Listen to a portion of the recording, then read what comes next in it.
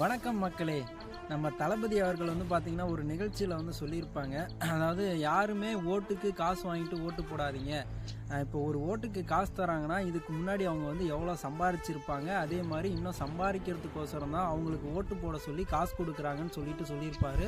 அவர் சொல்கிறது 100க்கு 100 உண்மை, கரெக்டு தான். இப்போ அதாவது என்னுடைய கருத்து என்னன்னா, எல்லாருமே ஓட்டுக்கு காசு வாங்குங்க. நான் வேணான்னே சொல்ல மாட்டேன். ஏன்னா அவனுங்க பணத்தெல்லாம் இங்கே யாருமே கொடுக்கறது கிடையாது. அது எல்லாமே நம்ம வீட்டு காசு தான், சரிங்களா? எல்லாருமே ஓட்டுக்கு காசு வாங்குங்க. ஆனால் ஓட்டுக்கு காசு வாங்கிட்டு ஓட்டை நீங்கள் உங்களோட விருப்பம் உள்ளவங்களுக்கு போடுங்க. அவங்களுக்கே தான் போடணுன்னெலாம் சட்டம் கிடையாது. நல்லது, நாட்டுக்கு நல்லது பண்ணுறவங்களுக்கு மட்டும் ஓட்டு போடுங்க.